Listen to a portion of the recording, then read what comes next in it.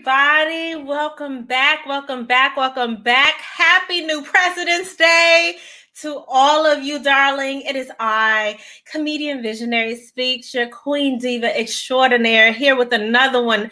We have an amazing group of panelists today for you, baby. We are going to talk about it.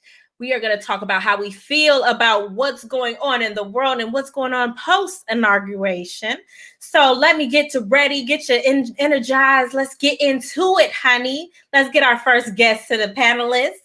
And first coming to the stage will be Nate. Y'all know him, y'all love him. He is a friend of the show. What's going on, Nate? Hey, what's good, everybody? My name is Nate John Mark. I'm an actor. I'm excited to be here again. I come back every single time if you let me. Yes, we love having you, Nate. And he's gonna hold it down from the male perspective today because we got a host of queens in the room. So thank you for holding it down. Always. Next to the stage, we have beautiful Queen Tamika coming to the stage. How you doing, Queen? Hello. Thank you for having me. I appreciate it. This is a topic that I'm excited to talk about and discuss. And I'm an actress, I'm a talk show host, and I'm just grateful to be here. And we're grateful to have you. I'm glad we all are happy about this topic. We couldn't wait to get here. Okay. Coming to the stage, first time on the show, along with Tamika, is Angie. How you doing, Angie? Hey, Lindsay. Thanks for having me. Excited to be here. Yes, we are ready to talk about it, aren't we? I've been ready. Waiting at the door ready. Amazing. And another friend of the show, y'all know her, y'all love her. Okay. Veronique, come on. Hello. Yes, and I am right with Angie. We've been ready, so we ain't had to get ready. Okay. And last but certainly not least, one of my home girls from the beginning. Okay, this is a birth friendship. Known her for over a decade plus. Y'all know her, friend of the show. Y'all love her. Every time she's not on the show, they're like, where is she? Bring her back. It's Tease, people. Just follow me. Hey, the goddess, okay? We're glad to have you, honey. All right, so let's just get right into it. Get the little mic. I think it's a little echo on too. Is it gone? Nope, not yet. We're going to fix that, Jesus. All right, but let's get into it, okay? So how are you guys feeling in lieu of the inauguration and everything that's happened? How are you guys feeling? Let's start with Nate. A lot of ways, and really like a few, like just singular ways, I guess. I'm very excited. Like you were just saying before, like my daughter, I have a 4-month-old, she's never gonna know what it's like to like live in a country where there's never been a black woman in power, as far as like the the highest office of the land. That's dope. You know what I'm saying? That's dope. That I don't have to explain to her later on why that was never a thing, because it's a thing right now. That being said, I'm not, it's like every presidency, you don't put all your eggs in that basket. I trust that leadership, but I also know this country, and I know 400 or 500 years of history that is changing for. So. That's so true. That is so true. And then the beauty of what you said, and just being able to recognize that there will never be, another, let's have a first this, with that. At least for the first black woman vice president, from there, it'll be just the second and the third and the fourth and the fifth, hopefully, Yeah. we go in the right direction, along with it already being a first black president. Just got to keep going from here, so I love that. Tamika, what do you think? How are you feeling at this moment? I am elated. It's almost a sense of relief because we've been under the hand of oppression for the last several years. It's been so tough. It's like we have new representation. Like I said, my VP looks like me. So how empowering is that? I'm just excited. I look forward to a lot of change, and I do have great expectations. Just excited about it.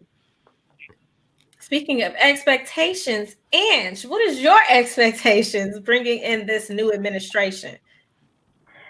Ooh, so like everybody, I was really excited today, emotional. There was a lot of relief, just excitement. And really, you know, we were watching the coverage and my boyfriend and I were talking about what we thought Kamala was going to be wearing. We were just being silly, made a silly bet. What color is she going to have on? And then watching everybody come in. And then when it came time for the swearing in and the oath, and it hit me and I just started bawling because it's like you couldn't tell anymore who was who in power because you had Kamala, you had her husband with her. It's no longer just always the men and the women by their side. He was by her side. You had Dr. Jill Biden, who's no slouch in herself. You had the Obamas on hand, meaning we had history passing off, you know, to new history. And it was just a really exciting moment to watch for women, for people, for everybody that's been stressed and, you know, hanging on these last 4 years. So I have high expectations of them. And the best part was who was not there. Right. Like, you didn't have to come. We didn't invite you. Right. It was like, that was so not classy, so trashy, but at the same time, thank you for not coming. Thank you. Thank you. Appropriate. That's the best thing he's done in 4 years. We know he's a super spreader, so thank you. Yes. Take your ass on. Okay. They would say that, and they would also say the best thing he did was free Kwame, but I ain't on that shit, honey. Veronique, how are you feeling, darling? Go ahead, take the tip. I'm feeling celebratory, very much so. I did not watch the inauguration, but I did make it my business to listen to the young poet laureate. Yes, the youngest. Amanda Gore. Yes, the youngest poet laureate. I'm just, you know, Black women. I just gotta say that. But my expectations are tempered, most definitely. I don't espouse any negativity on what will transpire. I am very much hopeful. But I also, much to Nate's point, I know history. And I am hoping that the soul of this country is actually open to taking a look at itself and really changing, not just reverting back to the status quo of 4 years beforehand. Because as great as Obama was, there was not so great parts too. Like, you know, I give reverence to those that were lost during COVID, to those that have a missing piece of them now due to the mismanagement of our government. But I am thankful that Joe Biden did sign 17 executive orders, and one of them had a federal mandate that everyone wear masks, at least in federal buildings and public places of that sort. So, you know, slowly the change is coming. He's only been president for like 8 hours, so I'm not going to, overdo it, but I am hopeful but tempered. Okay. Yes, that feeling of relief of like, an adult is driving the car. Thank you. Someone that actually reads books and listens to science. You know, just love that. Love that for us. Love that for us as a country. It is. It's a beautiful thing. Tease, how are you feeling in the midst of this new administration coming in today? You guys, I feel very neutral, right? Like I'm happy to see, more Black representation, but like Veronique and Nate said, like I know the history of the United States, so my expectation moving forward is that they handle everything concerning foreign policy first. So a major part of 2020 was, focus on social justice reform. I don't expect that to be, fully addressed or even addressed a little bit within the first 100 days. I think we're going to be focused on, foreign policies and rebuilding relationship with allies and stuff like that. I think it's important for, the Black community to not look at Kamala as like, she's the vice president. You get what I'm saying? So like she has a role, but she is definitely not The president. Yeah, exactly. So like, I think that like that's the only scary thing, like, seeing on social media, I love seeing people like, very excited, finally seeing a woman, in the White House, a Black woman in the White House, in a, more higher position of power. But at the same time, like, this is a time where like we saw over the last 4 years how a dictator like Trump, I'm just gonna call him a dictator, and say, and exactly, and see how, his basically propaganda like polarized, like, further polarized the country. And so, I think that the Black community definitely needs someone to help us look at things more realistically, right? Kamala is not going to be, the end all be all. I have no hope for, the relationship that Black people have with the police. I have no hope for, anything as far as like opportunities for reform, as far as like the criminal justice or anything like anything like that. This is just one step, right, out of many steps. So that's kind of how I looked at it. But at the same time, like, kudos to Kamala, and then you gotta say comma and Kamala, Yeah. right, Miss Harris. That's right, Miss Harris, right? It's right. VP Harris. VP Harris. Kudos to her for and hopefully, as a Black community, we understand. We start educating ourselves on like how politics work, and because everyone's gonna be like, well, our VP is Black and blah blah, and like, that's not. I'm looking on my timeline today. I'm like, yeah, niggas don't understand. No, Excuse me. not at all. I think that like, and let's talk about that, how that savior complex that we tend to have with our representation and higher offices in the land and things like that. They had the same thing with Obama. And then it was kind of like a setup for a letdown because he didn't reach people's expectations of what they thought he should do or be. Do you feel like she's going to fall under that same category of savior, even though as the VPs, they don't have the same position of power? Do you think she's going to have that same issue? Let's start with Nate. I think there's kind of a difference here between, Obama was so battling the Senate. So a lot of things he was trying to get passed was getting blocked by the Senate because it was, majority Republican ran. We don't necessarily have that issue as much, or actually at all, with this time around. So I think a lot of policies that, Joe and Kamala are gonna, try to get passed, they're not gonna have as much pushback as Obama did. I think, I almost didn't vote for Obama. The reason why. Tell us more. The reason why, when I first heard, that Boondocks episode, like the Black man running for office, his name is Obama. My first thought was, okay, we got Bush in office. Nice guy, but he's fucking up. There's no way Obama's going to be able to fix all this shit in 4 years. Everyone's going to blame Obama for everything Bush did. We're never going to see a Black man in office again or a Black person in office again. So I almost didn't vote for him for the fear of that. And I think one thing we have to do is kind of like be careful of blaming our Black leaders on things that white people stopped them from doing. Absolutely. Veronique, what would you like to add to that? Absolutely.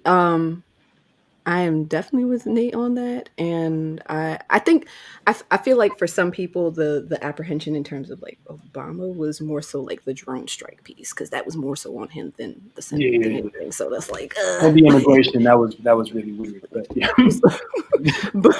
but I I I'm not seeing at least for my Twitterverse, I'm not seeing as much in terms of people being as reliant on Black political leadership. They recognize the necessity, but Mhm. not trying to saviorize them anymore, because we did that with Obama. I know I was the first 17, 18, just excited and just happy to be a part of the political process. I get to vote, and he's like, okay, like, yeah. But you know, you grow up, you learn some things, and it's like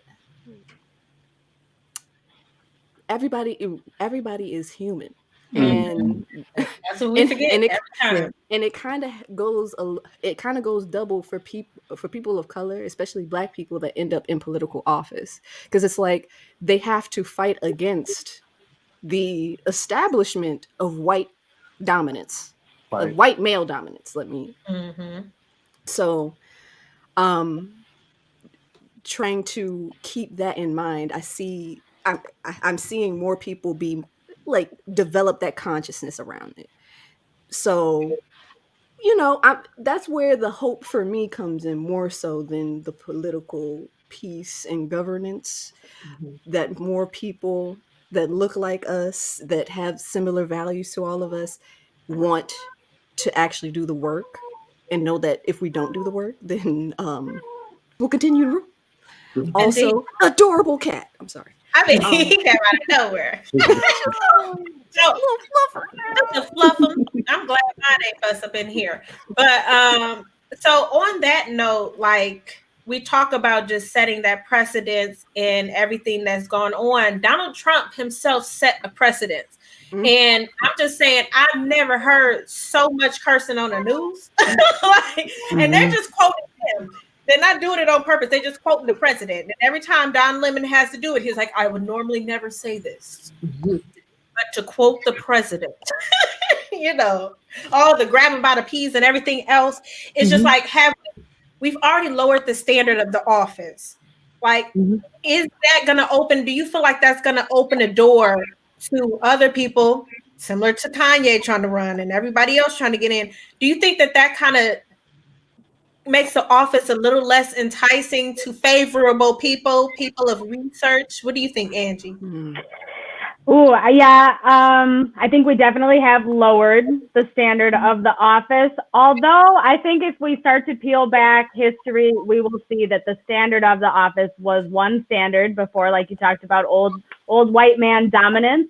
And so in some ways, Trump getting in opens it up, I think, in both ways, for people to say, you know what, why not me? Why not? mhm, I'm a mhm, progressive. I'm a progressive liberal who's been thinking about running for office, because, I mean, Joe Biden wasn't my first choice, a little bit too conservative for me, or centrist. I really think the Republican Party is way out there. Biden's more like a centrist conservative. And then you have a whole nother part of the Democratic Party that is more liberal, more progressive, and really just trying to catch up with the standards set by some other countries with very high quality of life and, like social democracies.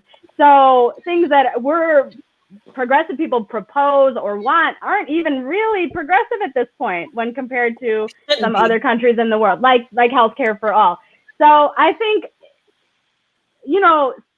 seeing an idiot like Trump is like, why not run for office? It kind of peeled back that veil of this illusion that it was such a supreme, powerful position. So I want to see integrity back in the office, but I also want to see, powerful regular people go, you know what, I can run for my city council, I can run for representative, things like that. I mean, he was inspiring. Right. If anything, he inspired people like AOC to go into office, and he set the tone for what we didn't want, but he also made a lot of people think like, because nobody's driving the car, I got to get involved. Like, I think we had the 8 years of the Obama guys, is what I call it. And we were in the sweet spot.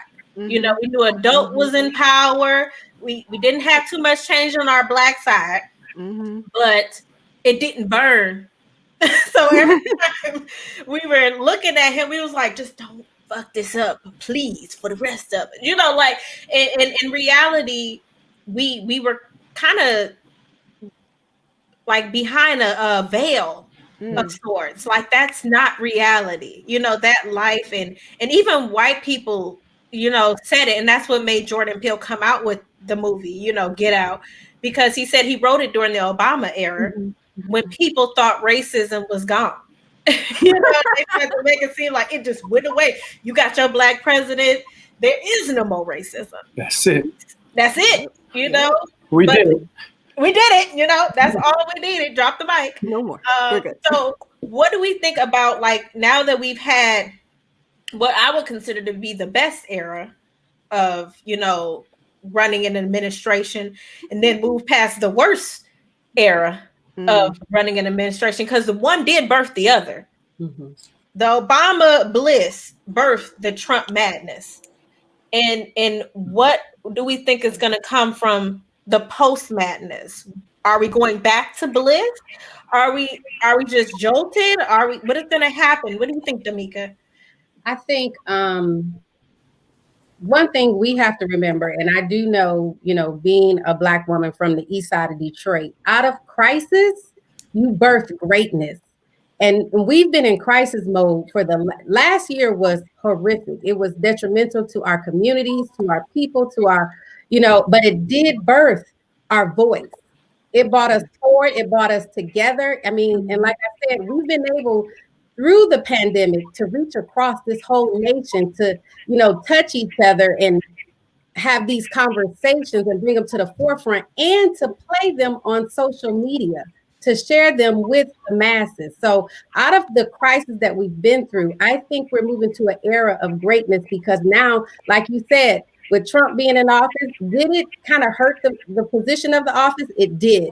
But it also helped, because I actually, in 2017, I ran for city council in my community because we were in crisis mode. I had to step out of my comfort zone because I saw the teens getting killed and murdered and things like that. And I know I don't want that for my community. So I'm believing that people are stepping up, and they're realizing I do have to pay attention to foreign policy. I do have to pay attention to, you know, these executive orders that the president is signing. I do have to understand what's going on in my community, and I need to be a part of that. So it birthed out the humanitarian part of all of us. And you know, when Biden said today, my whole soul is in it, I felt that. I felt that conviction. I felt that passion. And a leader has to have a conviction strong enough to die for. So I just feel like we're moving towards an era where we are going to be seen as an excellent people. Yes, I think it's definitely an opportunity for that. I think, like T said, we got to do some foreign work, foreign policies, because everybody really looked at us with a huge SMH, just all over the land. Was just, what is this? Yeah. So I think that we have a lot of work to do, proving that we're able, and we're still able to be that shining beacon of light that we weren't for quite some time. But Tease, in regards to like just the expectation of the office, like, do you feel that the previous administration makes it harder for the current administration to be taken seriously? No, I think that the bar is so low that anything that Biden does is going to be looked at as a great thing, right? And so because of that, you know, it could be good for Joe, but it could be bad for us. It just depends on how he handles the position that he's in, because he even ran for office on that. Like, you can't, I mean, with what's going on, you kind of can't do better than me. That's kind of like the attitude that he had going into it. So like, I think like you guys, I don't forget anything. I'm a Capricorn, right? So like that, this is what Joe ran for. Okay, so I expect Joe to be a white man. Okay, I don't expect Joe to be, you know, white Jesus, but I expect him to be Caucasian. So it's like, what I mean by that is, I'm sorry. What I mean by that, It ain't no sorry. You good. You right. Literally, like, my expectation for the office right now is for them to try to people don't respect other countries don't respect the United States anymore, right? Mm-hmm. And so his main job right now as a president, you know, and I need Black people to understand this, is to rebuild the trust. Mm-hmm. Like, he needs the other nations to trust in the United States for the way we run our country to be like in the forefront. So like, he needs to push our kind of democracy. Okay. So like, I just feel like people don't necessarily understand that. And so when we're like talking about like the Obama era and like, you know, campaigning on hope and like kumbaya, I'm just like, listen, I worked with Lily White. I'm the only Black woman in here. If I do like that, like, I know what the average American is like, right? And then I also know what we are like, meaning Black people. So it's like, we're not that involved because we're so oppressed. We have too many problems that we're focusing on. And so we can't lobby for our issues like other, you know, races can lobby for theirs. Mm-hmm. And so when he gets up, what I mean by that is this. The next 100 days, like I said, he's going to focus on foreign policy, right? He's also going to focus on like the best way to handle what's going on as far as like the pandemic is concerned. And then like little breaks in between, people are going to be lobbying for different things, right? Black people as a collective don't understand lobbying. So it's like, I expect the United States to do what they can to get back into some kind of okay position. I'm not concerned about that. I know that they're going to do that. My concern for this office is, are we going to do something about social justice reform? And to do that would mean we would need to take a look at like, how is the media portraying the country?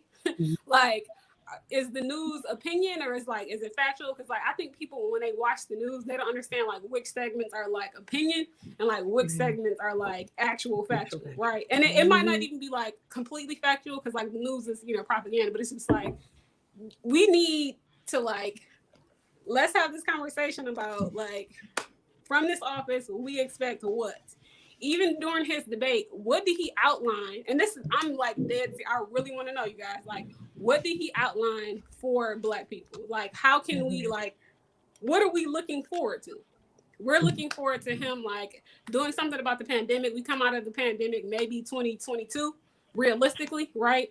Foreign policy is going to be on the table. What else is there for Joe to do? What are we going to have him looking at? What are we going to be buzzing about? Like, this is what the conversation should be. Yes, right. You know, the Trump administration inspired a lot of people to office. Yes, we've had a lot of conversation on social media, but social media is like, people on my timeline, and then I'm not saying like I'm the most educated because I'm not, right? I'm saying that people on my timeline saw Cousin Larry post today, you know, the VP Harris was gonna, you know, wear, you know, Converse and pearls, and everybody had their Converse and pearls on today. Nobody was like, what is, you know, Biden's, you know, political history? We didn't talk about that, right? We're not talking about what, you know, VP Harris, we didn't talk about any of that. So like, our expectations moving forward from this office, we're not equipped to handle that question and come together as a group until we have all of that information like on hand. Let's have that conversation like with our group. So when we go back home or like later on tonight, we're talking to our families about that, like that needs to be on the floor because we do have groups of people like, you know, is it D'Amica? Yes. Okay, like D'Amica said, we do have groups of people who like, look, I want to get involved, like I want to be all hands on the deck or whatever, and that's cool. But because of how politics has been portrayed for the last 4 years, they have an idea of what it is to be in a political office. Like, I feel like I can do it because, and even Lindsay said that. So it's like, I just feel like at this point, you guys, like, we're back at, you know, elementary school. We need to learn a little foundations on, you know, House, Senate, Congress, Bob, like, you know, like what everyone's supposed to be doing. Exactly. And then like we also need to understand like the difference between federal and state, meaning like, hey, federal is like the larger umbrella, and then the state has certain powers and stuff like that. We need to understand that. And I don't think we fully grasp that. And I just hope moving forward, like like I said, I have friends of all different races, but today I just see like the fashion, you know what I'm saying? I see pros and Converse, I don't see George. That's why I never posted George Floyd. I'm just gonna wait. Because I know they're gonna forget. Nobody talked about today, like, what about all the people that what about the market that me and Lindsay went to? Who, like, where did that go? Tomorrow they're gonna be talking about it that. dies down until the next death, unfortunately. Right. So when you're asking me, like, what do I expect from the office? For who? For white people, it's gonna be fine. It's always gonna be fine. But for us, I expect this administration, whether it be 4 or 8 years, right? I expect us to leave with little if we don't start right now. That's what I expect. Veronique, before I get to you, I just want to get to Angie because she has to go to another meeting. But I do want Angie just to, because we the Black perspective, honey. But I do want to know, and she is an ally. She is an active ally. I say no passive allies in this fight. She is an active ally in the fight. So just in your perception over the things that have happened, the attack on the Capitol, all these things that, represent core, what is that, left whiteness? What is it? Extreme whiteness. Conservative. Extreme whiteness. Conservative. We don't have any beige in there. It's just extreme. What do you think is going to be the turn at this point for like just race relations in America, given everything that's come down? It's like we used to be the enemy, at least perceptive enemy. And now people are showing their true self. And what do you think is going to be the outcome of that?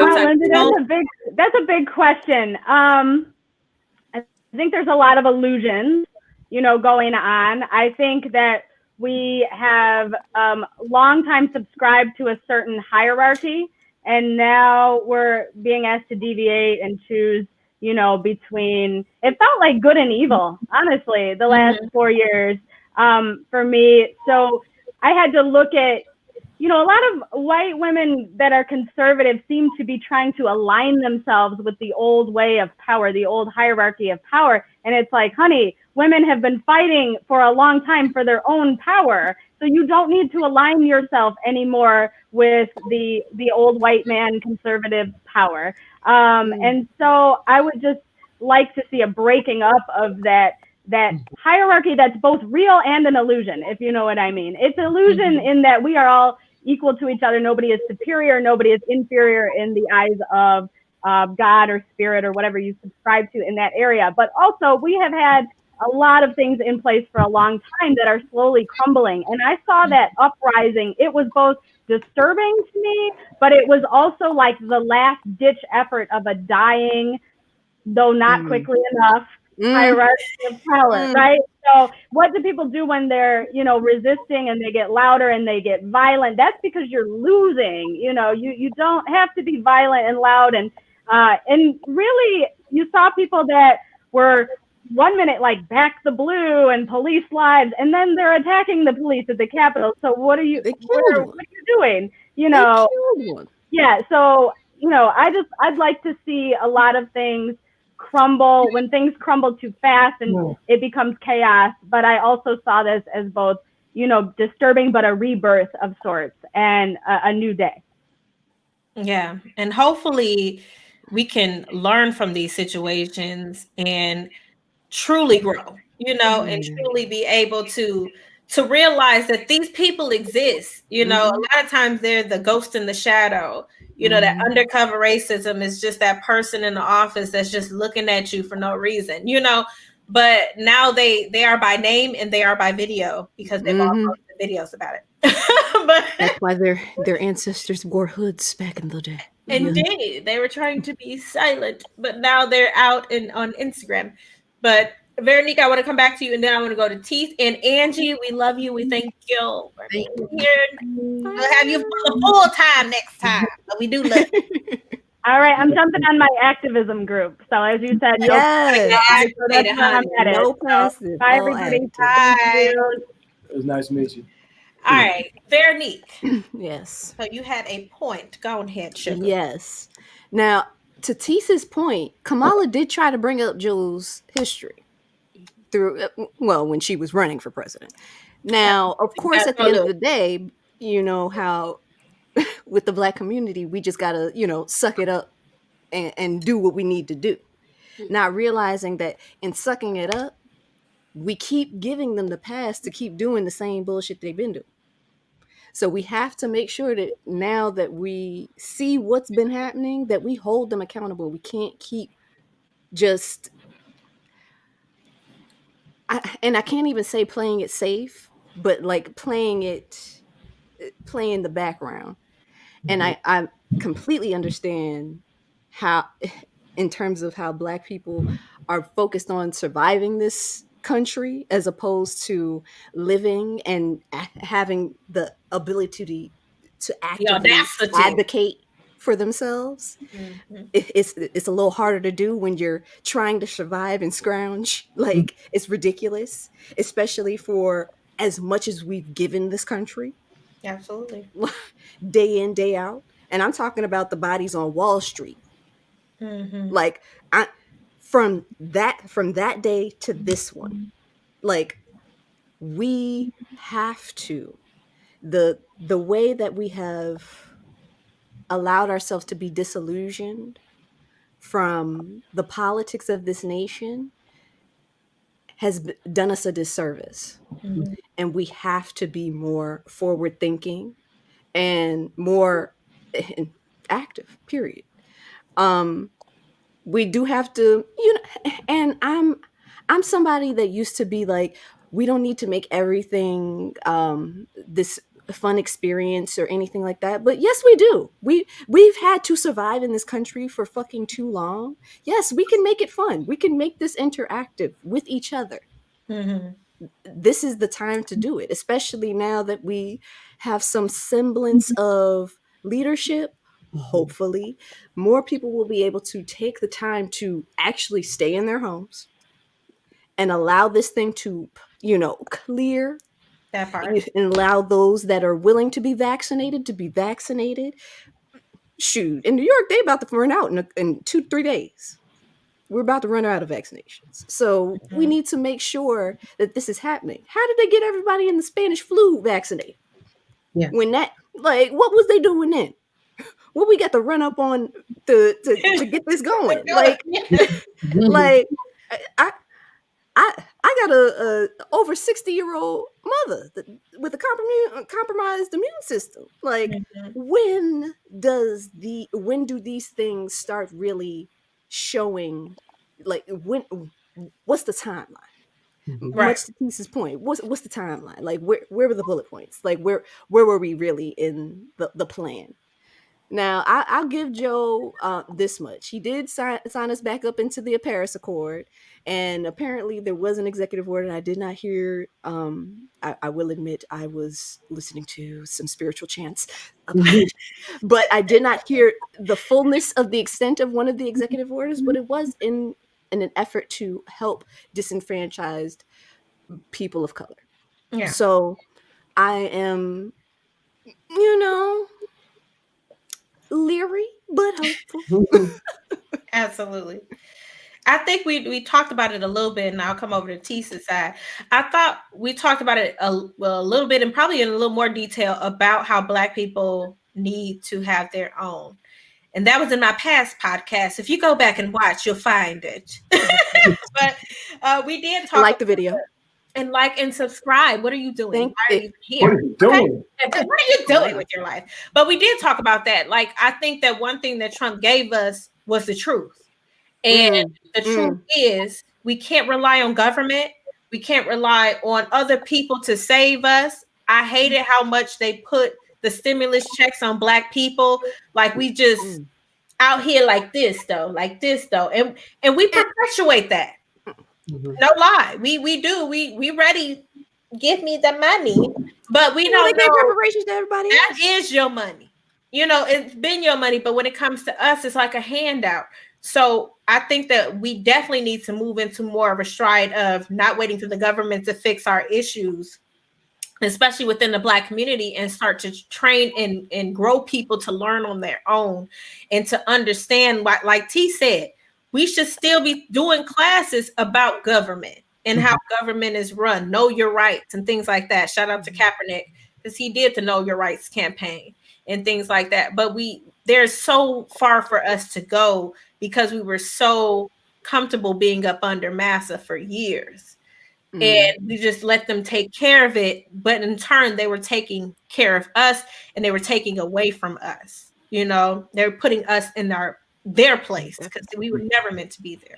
But Tease, what do you have to say about just breaking away from the independence of the need for government at this point?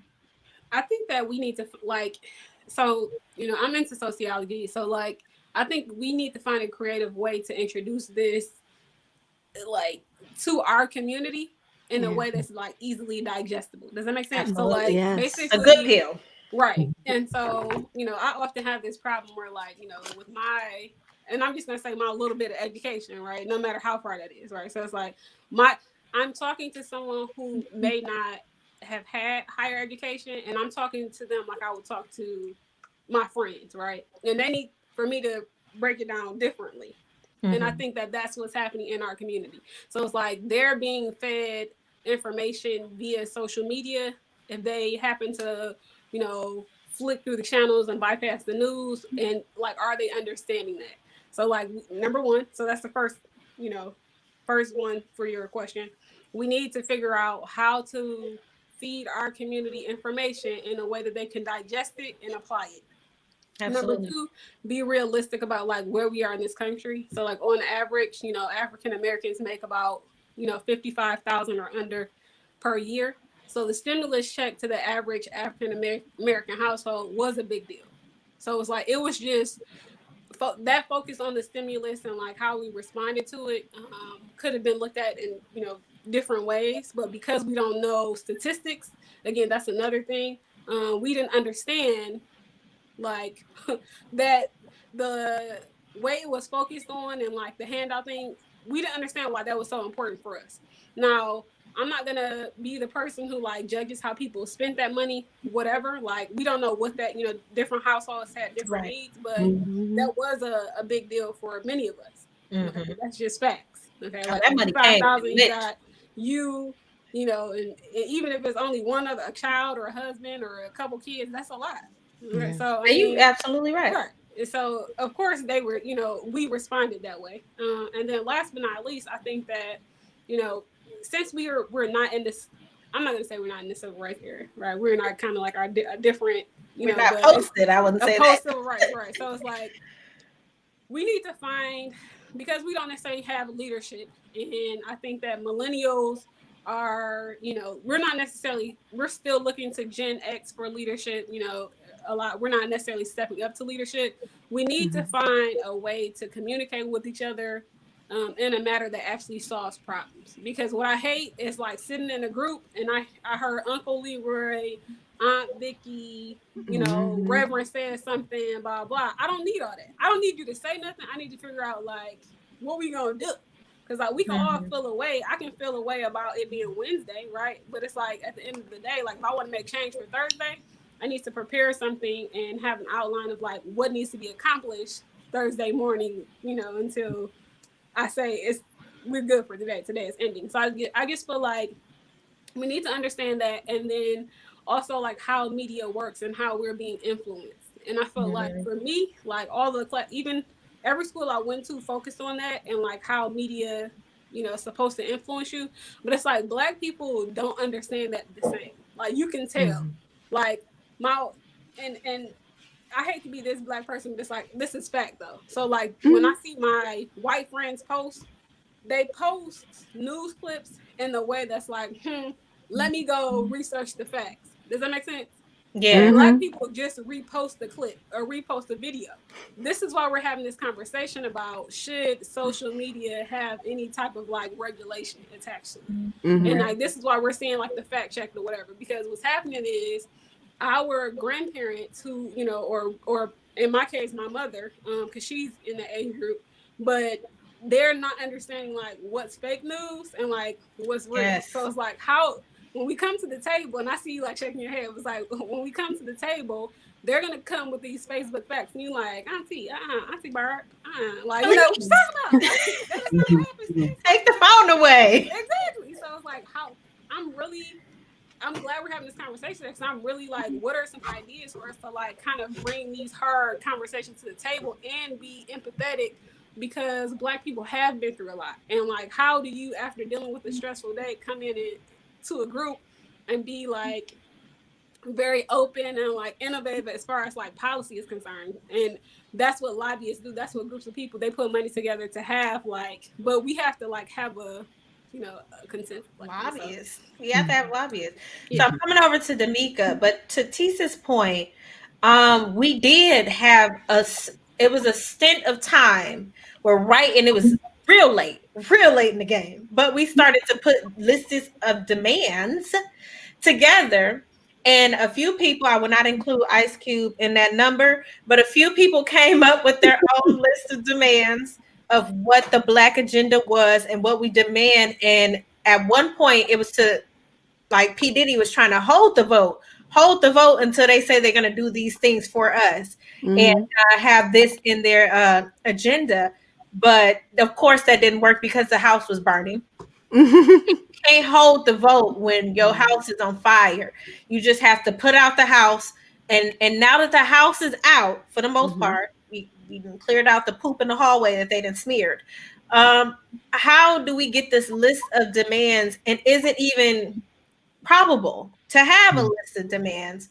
And what would we have to do to hold them accountable to doing those things? Because the only way that you can actually hold power and accountability is if you have some kind of financial stake or some kind of representation. Mika, how can we make them do what we want them to do? Honestly, I believe reaching out to your community leaders that's already in place.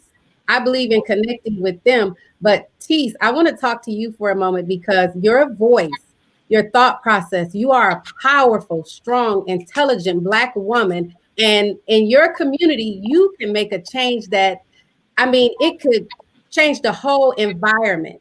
You get what I'm saying? I think you can do a mentoring program. If you're already not, I don't know what you're doing, but your voice, you're strong. Your thought process is clear and you have an understanding of what is needed. So pouring that back into our youth, that's where we can start, you know, on individual level. Reaching out to, you know, our community leaders who are already in play and connecting with them, doing that networking, you know, and like you said, doing your research. I'm a person who I have to check the facts. I cannot just say that this is because I saw it in a post, and that's how bad blood begin to pour out in our communities with the Trumpicans. You know, that's how they think. They repost, and they're seeing things that's not real news. I mean, he talked about fake news, but they were the biggest, you know, advocates of fake news, the people that supported him. But saying that to say, you know, I just think it's time for us to have a powerful voice in our community. The Biden administration has said that they're going to work on reconnecting and restoring that relationship with the World Health Organization. They're going to focus on global warming. They're going to focus on equality. He said today that he wanted to abolish white supremacy. And that's something that has not been said by any president. That's something that has not been acknowledged by the white man. And I'm grateful that he did say that because it does show that that's a real problem. And I, you know, this is really empowering and encouraging because even today I sat down after you text me and I said, what are we, like you're saying, Tease, where are we going to start?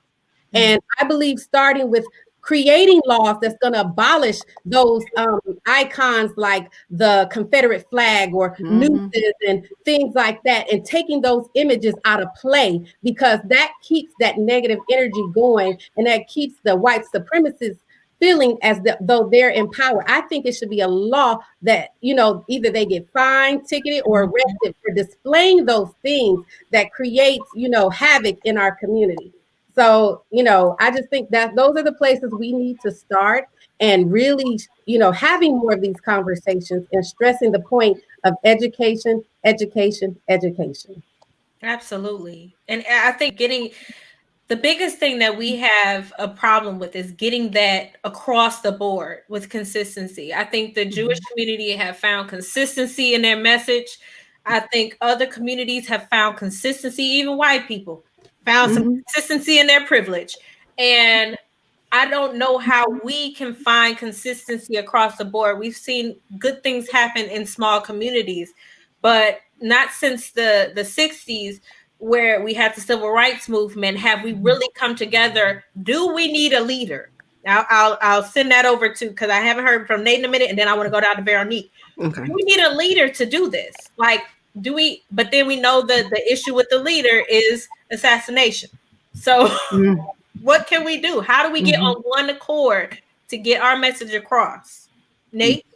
Insanity is doing the same thing over and over again and expecting a different result. Mm. I think the closest that we got, I think our most powerful movement was with the Black Panther Party in 1966. And like, you see how powerful it is. So I think the most powerful we are is when we are united. And so, you know, the government did, the FBI did a really good job of dividing the powers of the Black Panthers with crack cocaine. And then you even see that after that happened, Huey P. leaves, Huey P., goes to jail, dies, Fred Hampton gets murdered. And you see the women step up. Right. It's like Angela Davis. Yep. So it's like, what I learned from the Black Panthers is we are stronger as a leading movement than we are when we have a singular person who is leading. That's not how culturally, spiritually we operate. We're not this man on top, everybody else follow. We're a community. Have you ever noticed that Black people will naturally form circles? Have you ever been around your Black friends and noticed that when y'all in groups, you naturally form a cipher? You naturally form. I'm gonna be paying attention.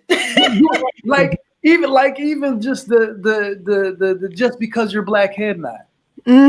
You see when one of your people walking past, and especially in moments where y'all two the only ones, and y'all give each other that camaraderie. That's how we operate. I think one of the problems that we have is that we are trying to beat. I've said this before. We are trying to beat a game that was designed for us to lose, and we're trying to play by the rules of this game that wasn't meant for. We don't move like that. That's not what we do. But if you ask me like what the solution to that is, I don't fucking know. I don't think millennials, I don't think it's our job to find out what the solution is. I think it's our job to dismantle what's going on right now. I think it's Generation Z's job to actually build what's going to happen in the future. That's the generation of change. They're going to come through and they're going to see all the mistakes that's been made, and they're going to piece the puzzle together, and it's going to be a clearer form for them versus, like you said, dismantle this mess, and they're going to put it back together. And that's what I'm saying. Now is the time for us to reach back to our youth, mentor them, train them, teach them on, the things that are very necessary for them to have the tools that they need walking into the future. Yeah, absolutely. But weren't we the hope of our parents? That's generation. But think about how different. I don't know about y'all parents, but how differently we think and operate. And my parents was raised on a very like Catholicism is the thing to do in Dominica, right? So I was raised Christian, but the way I view spirituality, religion, the way I view what God is, or who God is, or what God looks like in my head, it's totally different. It's evolved from the seed that my mother planted and my father planted in my soul. It's evolved, and I think that's something that's what our power is. Our parents, we are our parents' hope because we were able to take all that they knew and evolve the information and evolve the actions. And we should act like it. We shouldn't move like what they did. We should move in a better way. Definitely, definitely. I think of it this way historically, and I'm talking about before they kidnapped our ancestors. Our history was spoken orally. That's how we got the point across. That's how we shared information. That's how we commune. We have to get back to that. And because we've been in America so long and having to worry about self and having our own government make sure that they take out any of the leaders that want peace and equity for us, they take them completely out. Not just like, oh, you're blacklisted. No, not just off Twitter. You mean you're like, okay, you're blocked on Facebook. You're blocked. No, like you're blocked from life. Like that's it. After seeing and experiencing that, I would expect that a lot of Black people, probably without even understanding consciously, that subconsciously we are afraid. Why would we? Every time we have tried to build ourselves up, Tulsa, Rosewood, build ourselves up, what happens? Whiteness decides, oh, no. Y'all were only here to help. You were only here to be the help. Now, we gonna burn that down. Now we gonna put crack in your communities. Now we gonna make it so hard for you to get any help for your addiction that we put you in prison. So now we got the prison pipeline, like mass incarceration. Like there's been so much, and I am so thankful that so many of us are able to fight through that and have been able to evolve beyond that to an extent. But there are so many of us that are stuck there yet. You see, like there's so many of us that are stuck there, and that fear is palpable. It's understandable. You got kids you got to worry about. You got I pay my mama bills. So like, if you think I'm about to be at a protest, okay. Not I said. Not I. Shoot, y'all. Blessings, and I will pray upon you. I'll hold crystals, sage, and all of that. I'll get the ancestors on it, but I'm not like. But my physical safety at this point is paramount to me. But what a lot of people, what we also have to understand is that in an effort to move forward, that there will be sacrifices that have to be made, and that's the unfortunate part, because we've sacrificed so much for a country that never saw us as anything other than 3/5 or the help. So I think we're trying to recondition our minds to get up out of that. So we have to extend our Black people the grace, because it's not extended from anywhere else. It's not. She's right. D'Amica, I heard you had that little. Well, I wanted to say, to your point, Veronique, is that everybody had a role to play. Everybody has a role. Everybody has their perfect place.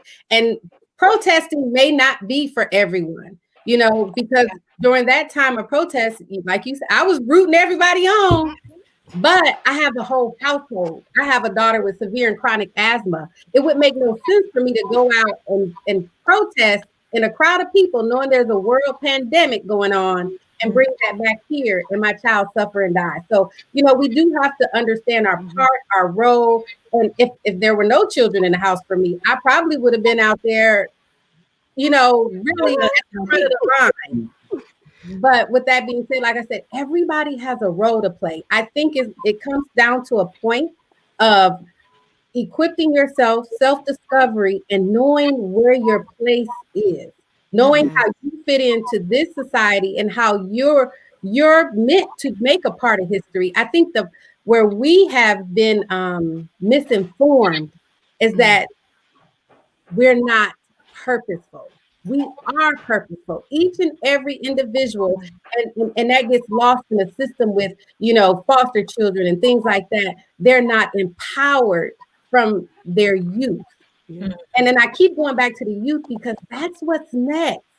We know what's going on. They don't know. And it's our job to educate them and share with them. Think about it. When you guys were going to school, how many of your uncles and aunts came to you and said, hey, let me show you how to fill out your FAFSA form? They didn't know. But we know. Yeah. Let me train you, teach you. Let me tell you something good so I can prepare you for what's next. That what you said reminded me of, I believe it's from Frederick Douglass. It's easier to build strong children than to repair broken men. Yes. So you are absolutely right. Absolutely. Nate? I think and to your point, Veronique, there is a power in the pain of our past. Yes, alliteration. That was an accident, but it was amazing. There's a power in the pain of our past, in that we know what lengths white people will go through to dismantle black excellence. And so, like I box as a hobby, not as a profession. But one way I learned to keep my hands up is getting hit in the face. Right? I know what it feels like to get hit in the face. I know that's what this guy is trying to do to me. So I'm going to protect myself now. And I'm not saying this to say that we should go to war. I think we should. But I'm saying that to say there could be a war. There can be, and what a great time for us to band together and finish the work that Marcus Garvey started, or finish the work that Huey P. started, or finish the work that Malcolm X started. I'm more leaning towards the Garvey side, but what better time than to start than to finish that work now? Go ahead, Tees. Yeah, and just to be frank, I feel like this conversation, not just in settings like this, but has come up often, especially when I was heavily involved with my family. And I just frankly said it because I think that sometimes it just needs to be said and let it just sit on people. Somebody has to die, period. We're all gonna die anyway, and I think that people are so attached to living because we know what living is, even if it's not great, that they're afraid. They're willing to forego their freedom, okay? Because we're not actually free, right? They're willing to forego that in order to live and know what living is. And so I remember having a conversation with a relative one night, and it was how those late conversations, it just sinks in different. And so we were having this conversation about what Black people need to do, and I found it ironic that it kind of this year, well actually 2020, I was shown that someone actually thought like me, and so he was it was a male, but he was actually saying so you're saying that people should prepare to die. I'm like, but aren't you always preparing to die? I'm not saying that's a thought every single day. You're always preparing for that. And I just feel I don't understand why we're tiptoeing around that. Because Tease, when you dropping the YouTube or the Patreon, please. When I tell you I've been trying to get her on this here platform Your this whole time. So needed. I mean, y'all, do you remember when we first seen the Black Militia on Instagram?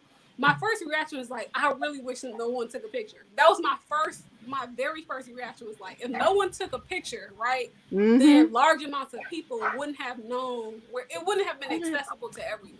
Okay, I really wish no one photographed that, and I think that even though I'm so against respectability politics, and that on that day, I was I really wish somebody auntie would have slapped that phone up their hand. You know what I'm saying? I really wish they did. Keep it in house. Keep it in house.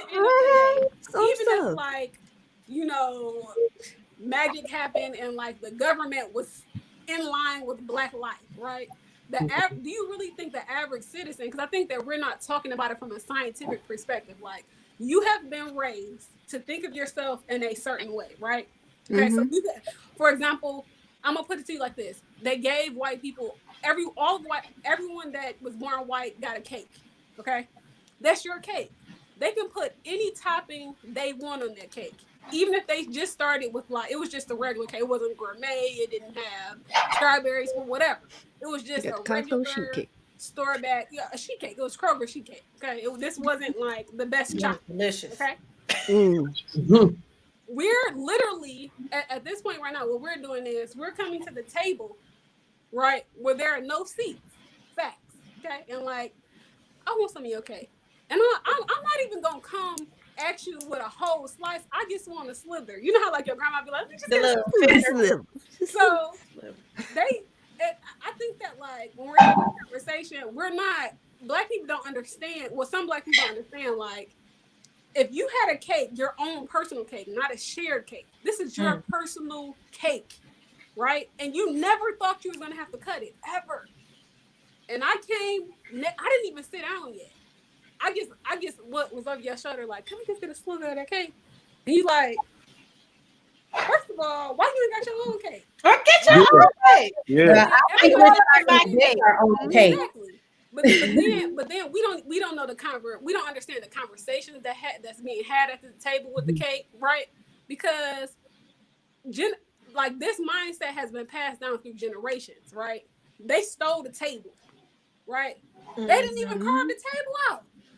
They just came literally and stole the table. Now, whatever seat they brought up to the table, that's different. But this is, now they like, look, this is my table. So not only do you want to sit down next to me at a table that I stole, right? From you. Over here ma'am. Didn't even know you lost it. They just got it. From a psychological perspective, when we're talking about a slither, right? Because we're talking about like a slither. That's a little. This is how Black people approach it. I just want a slither for the next 5 years. Master, please give me a slither of that cake. I just want a piece of equality. Can I just put my finger in the cake and get some of that icing so I can? That's what I'm saying. This is the conversations that Black people are having, right? And what I'm telling Black people was this: how are you going to come up to a table full of people, even if they weren't the ones that took the stole the table? And not the original. At this table, here's the conversation: how are we coming up to this table asking for a slither? Realistically, I keep hearing Christians, and nothing wrong with Christianity. I'm just putting you in the mindset of like how we were built to this point. I'm not saying anything against Christians.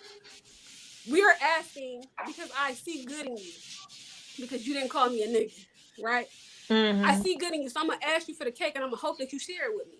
And some of them might, until now they see their cake dwindling, because now they done gave 4 or 5 people a piece, and they're like, now I don't have as much cake, and Don still has his whole cake. And what if you don't think about me the same? And this is things that they're going through. I'm telling Black people, like, it has to be one person in that room. And unfortunately, whatever happens after that happens, we gonna have to eat that. But somebody gonna have to go up and snack somebody's whole cake off the cake.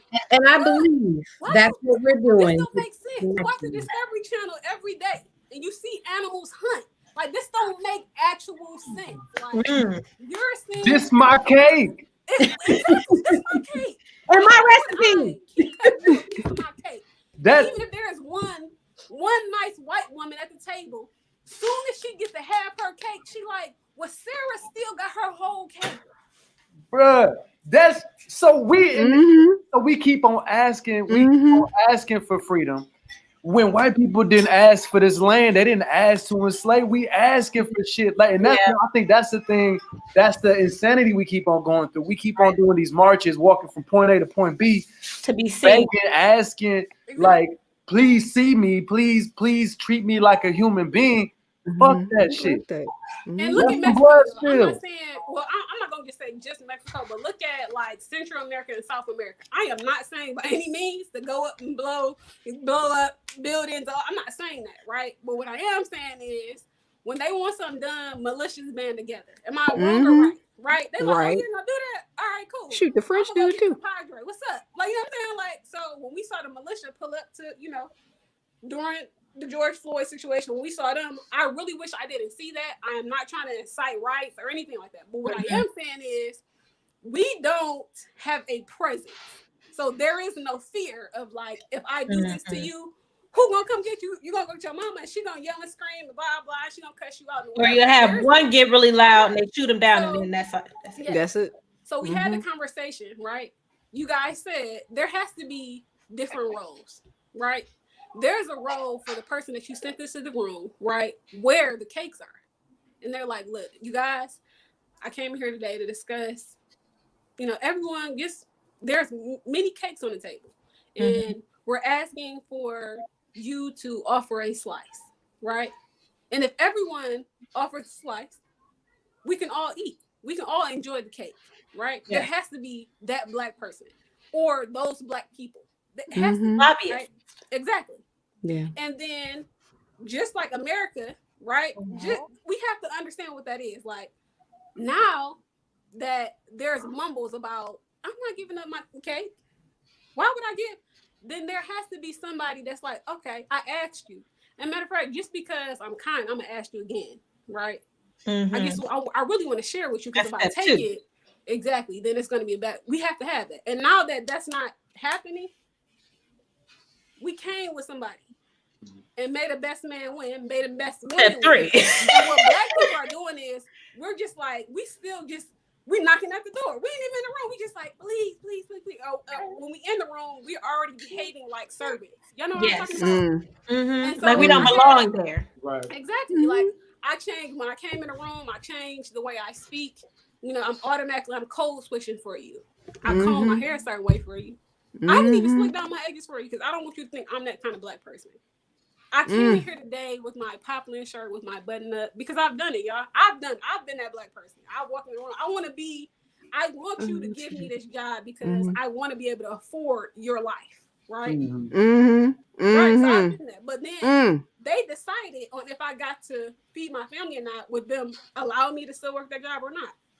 And so the conversation is different, because not only are we asking for the cake, we're asking for more opportunity, and we have to, if the slices were handed out, do we realistically have an understanding of what to do with that slice? Do we have people in certain areas of, like, for example, I'm noticing how Black people tend to go towards one industry. We have plenty of people doing hair and nails, right? Nothing against that. That's what you do great, right? I've been what I am saying is 5 years. Something happened to me. You know what I'm saying? What's something up here? You know what I'm saying? What if I go talk to somebody? You know? Seriously, I'm just saying, like, we need more Black people. We're saturated. Okay, I said enough. But that's what I mean. Fighting. No, you didn't. Right? Everything that white people do. I'm just saying, like, do we have, like, we saw that militia? Do we have that? Because even if we don't actually use force, that it needs to be known that that's there. I'm not saying post it, because when you see it posted like that, then they feel like that's a threat that needs to be handled right now. It's just that's there. So when you say that, somebody's coming. Number one. Number two, if it was off, the slice of cake was offered, or slices of cakes were offered, are we in a position for not just 5 of us to take on these roles? Like, we don't need 5. We need, there's delegation. Tupac said it best. And he had this interview, and he was talking about how if I'm starving outside the door and you got food in there, the first time I'm gonna knock and I'm gonna say, can I get some of the food? After a while, if you're not answering my knock, you're not hearing me, I'm gonna be busting down the door, if I'm starving. And that, as a community, we are starving. And that's why I created the I Am the Fear movement. I am the fear that one day I will recognize my worth. Because that's the fear. The fear is that you would realize what we all have realized, which is that the system is rigged and the game is bamboozled. And if we all knew that, like Nate said, we would stop trying to play by their rules. If you knew your worth, you would know that you built this nation, that whatever stimulus they can give you will never be enough, because they owe you this platform that they call the United States. It is ours because we built it. And that's where that confusion and fear comes from. And I implore y'all to watch one day. It's a real interesting movie called The Platform. And in The Platform, there are people who are put on different levels. It's like over maybe 100 levels, right? You just show up and one day you wake up, you're on a level. And the food comes down every day. And there's only what's on the platform that is able to be eaten. And they're grappling for it. And they grab it. The people at the top, you got a full platform full of delicious food. You live it high. So you eating. And then you throw it down and let it go to the next level. then you throw it down and let it go to the next level. So the people at the bottom die. You know, because they don't get the food. When it gets down to them, it's nothing but scraps and bones. So they're eating that scraps and bones, and they start to eat each other. You see what I'm saying? Because they're not eating. They don't get the platform. And then overnight, you can move from the bottom to be moved to a place in the middle or at the top. So now you get the food. But because you felt how hard it was to be at the bottom, now you eating extra. Yeah. Because you finally got it, and you don't know when you're gonna be at the middle again. You may be at the bottom tomorrow. But you eating more than you need to, which is making it hard for the other people. That's like that movie really broke it down for me. Like just a psychology of life. If we just ate what we needed, we could all eat. If we weren't so greedy, if we didn't take everything and just, if we were a community that cared about the next level behind us, if we could all eat, it's enough food for all of us. And that was the dream of that movie, is that there's enough food for all of us, and we could just stop eating so much. Our gluttony for life and our willingness and our need to not die. Like Tisha's saying, we could all eat. That's a very like Anglo ideology, though, like just the idea of excess. Like, because you know, African cultures, native cultures, there's a balance with yourself and the resources of nature. When I take something, like I'm reading a book, The Birch Bark House, right now for one of my classes. If I take the bark off of this tree, I need to leave an offering for this tree. What you get, you have to give back. And it's not till we see this pioneer, the gold rush, all these migrant Europeans coming, where we see take, gimme. I need it all. Whoever has the most gold wins. Whoever has the most land wins. Whoever has the most resources. It can only be a few at the top. You know what I'm saying? Like, that's not. Again, we keep coming back to it. That's not how we do. That's not how we operate. But that's why we keep it that way. That's just, and they're scared of socialists because it's like, God forbid, everybody can get like equal playing. If everyone has an equal amount of money, there's no rich people. And I'm okay with How that. could I not be rich? And I'm okay with I'm supposed to be rich. But you guys, this conversation has been dynamic. I mean, as all of them are, people. We always have these conversations. You feel it right here on the 2020 Vision podcast. But y'all don't be watching. So like, comment, and subscribe. Get on this shit, baby. We ain't giving this out for free. It's not free. Like, comment, and subscribe. That's what you got to pay for just to get all this good content. So as we wrap up this discussion that has been just a blessing to the eyes and ears and airwaves, I want you guys just to have a final, synopsis of the conversation, and also let the people know where they can find you and follow you, just, and give you all the praises that we all deserve. So I'll start with Nate and the baby. Yes, we call Black Baby. This is Luna. This is my heart and soul right here. Yeah, man. It's been a great time as usual. I'm a little less, I've been talking my Marcus Garvey stuff, but now that I got her, I'm a little more inclined to, like you were saying, like live. But yeah, like, my takeaway, and I think the message I want people to take home is do some research if you have to, and even if that research is meditation and asking your oldest relative about the oldest relative they know, understand, find out about what your power is as a Black person, as you're in your goons. And your goon's lineage, your ancestors' lineage, like find out what powers your ancestors had and what they passed down to you. And I think that might be one of the first steps in getting ourselves out of this twilight zone called America. Absolutely. And where do they find you? I love that. Oh, Nate. Oh, I'm so sorry. You know how sometimes you don't hear when somebody said, but you laugh? Yeah, that's what just happened. You can find me at Nate John Mark on Facebook, on Instagram, on Twitter. I've been doing a lot of work theater-wise. The Black and Brown Theater, check them out. Shakespeare in Detroit, check them out. Theater Nova, check them out. Obsidian Theater, check them out. Yeah, man, just look for Black people doing theater in Detroit and in the surrounding Michigan areas, man. We out here and we doing good ass work. Yes, that's amazing. Damika, final thoughts on the subject? Final thoughts. Educate, empower, equip, help one another, be supportive of, your community.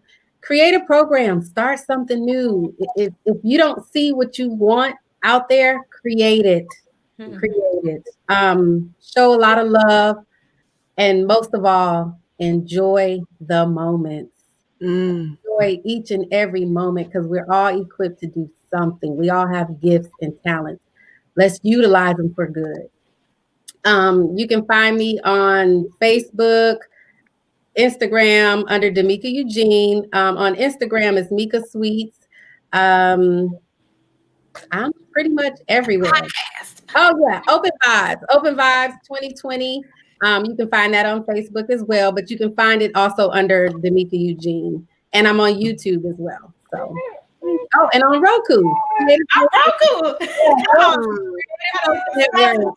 Okay. So, doing good things. They're doing great things. It is a Christian network, so everything on there is good and positive for the healthier good of everyone. So if you want your kids to watch healthy shows, right on there, Creative Motion Network. Yes, and check out my interview right there on her channel. Ms. Veronique, final thoughts on the subject and where they can find you. I was just trying to write the Creative Motions you said.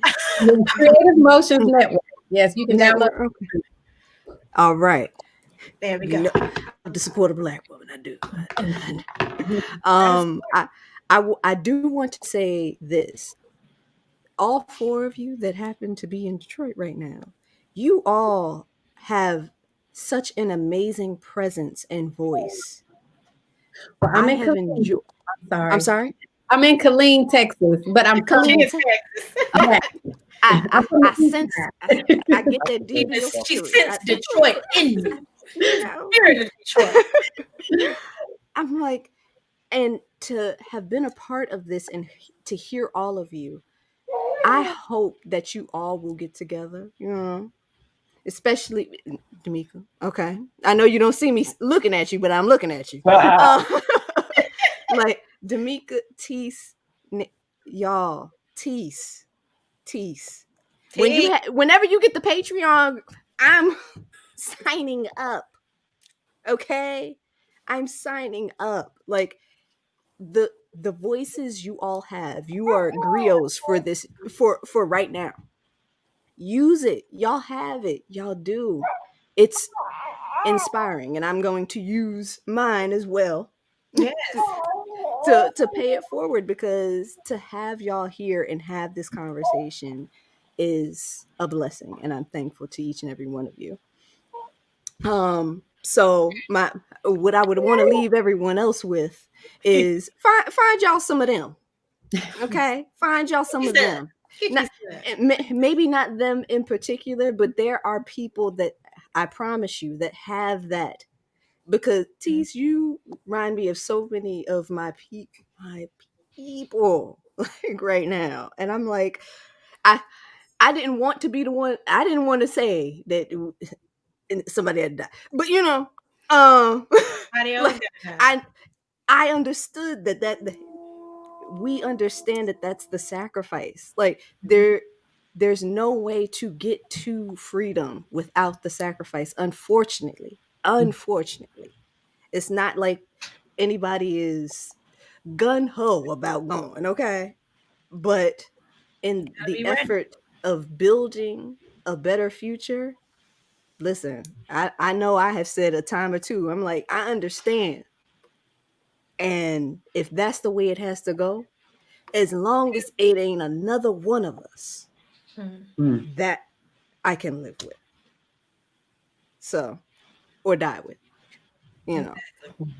But where can they find you? Whatever.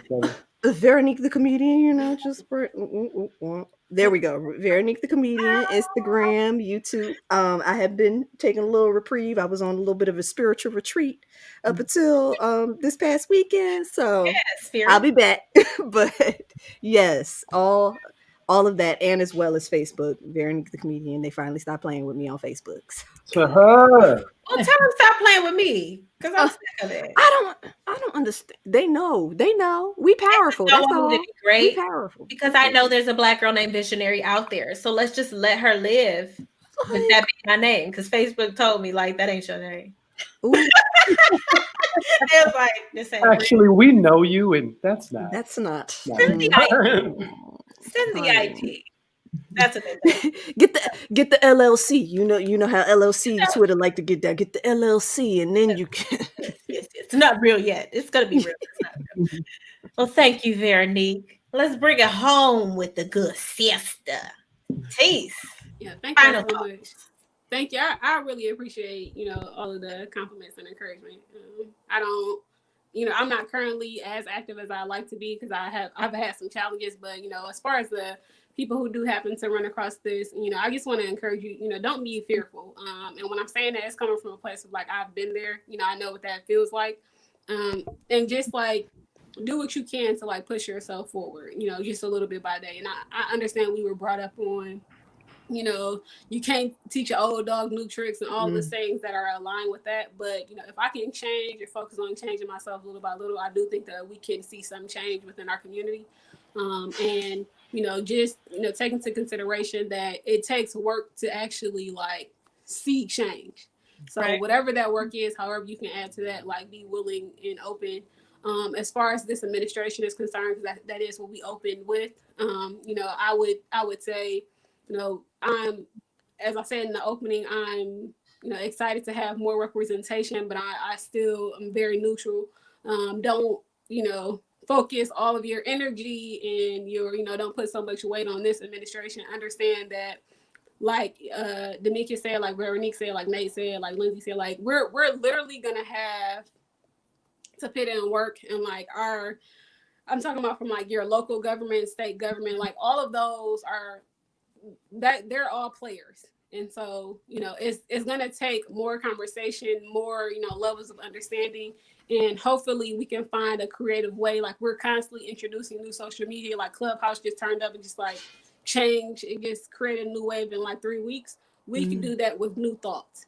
And it's time for Black people to look at education and like talking about new things as something that's like actually approachable. And it's not just a nerd thing. And I think that, like I call myself the hood nerd. So people know like I can talk to you, like we can talk like this, what's up? But I'm also like, how you doing? Like, look, this, I came here for business. So I just want, Black people who are, listening to understand that it is okay to bring that to the table. There are going to be some people that's like, don't talk about that. But if we don't talk about it, we'll still stay in the same position. We'll still be asking for that slither. And no matter how we get to the cake, whether it be through capitalism, because some people are pro-capitalism, or, some people are socialists, whatever the situation is, like, however we get our piece, like, that has to be something that starts within us. We have to, like, have, like, the courage within us to, like, push forward and like move forward and get that for ourselves, because I feel like just reflecting over the last year, I can see where I've allowed people in their opinion and how I've been influenced to dictate how I move, and I'm no longer willing to accept that, period. Yes. So at the end of the day, like the fear, we were talking about fear earlier and like how that can prevent you from like actually taking steps. I mean, listen, like we said it many times, like we're born to die, like, and do you really want to die never having tried to do anything? So, amazing. Just amazing. Every time she opens her mouth, it's just a blessing to the world. Thank you, Tease. Where can they find you? You can just find me at The Beast Tease, TICE. So The Beast Tease on Instagram. I don't have any other social media. I do have Clubhouse, actually. I haven't started. I'll here get you a room together.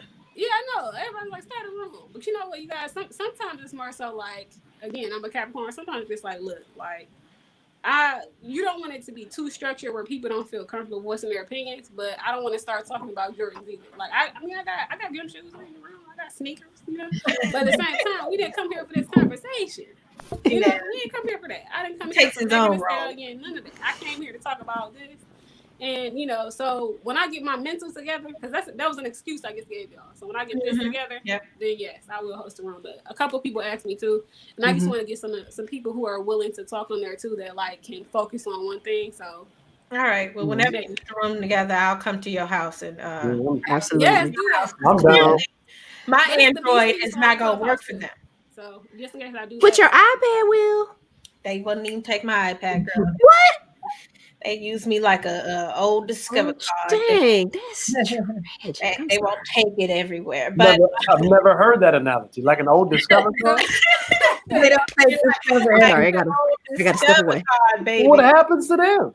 I mean, they don't accept them everywhere. Sometimes it's just not the same. But I appreciate all of you for being here. It's just been a dynamic conversation. I truly do get blessed with the best people.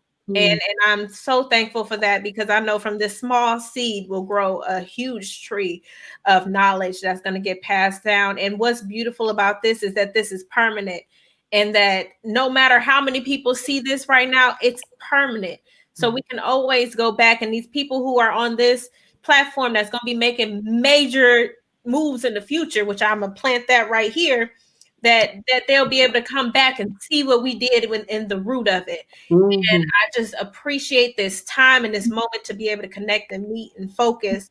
And I think my last just thoughts on the subject is just, you know, as everybody has said, a running concept: don't be afraid, be the fear.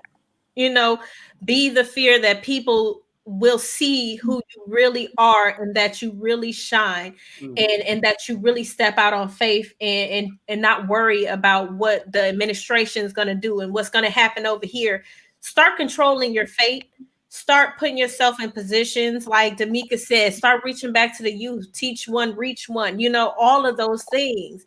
Like Nate said, if we got to fight, we got to go, we got to do it together. You know, we can't do it apart, you know, and like T said, you have to know your research, do your research and understand the dynamics. You got to understand who's at the table, why they got the table, who eating at the table, what the flavor is, because then you can have some kind of a semblance of how to move. And that's what we need to do as a community. Find out how to move, because if we're moving united and not apart, then they can't come against us. In those quiet places where we have people doing the work, like Stacey Abrams, in those quiet places where they don't need to be on social media to show that there's no justice and no peace, in the quiet places where you're actually making those moves, that's where we need to stay, you know. So I'm happy that this is a platform of change and justice reform, because it is. And I'm happy that everybody had the time to give today and really give us a word. So, of course, you guys need to like, comment, and subscribe. Why would you be here if you didn't? Go ahead and do that. Like, comment, subscribe to Comedian Visionary Speaks on YouTube. The platform is a space for this. It's a place for this to grow. So I'm really in awe of what God is doing in my life and in others. And I think that for this administration, I pray that we can go forth and flourish. And I see nothing but great things for everybody in 2021. So on that, we'll say love and peace, and be at peace with yourself. And a leaving word would be, don't be afraid to die. Y'all gotta go sometime. Don't be afraid to die. Don't live yourself being fearful to die. All right. It might be funny, don't know. You might like it. You never know. If you live right, you should like death. Okay. But I appreciate y'all. Love y'all. Peace. And we out.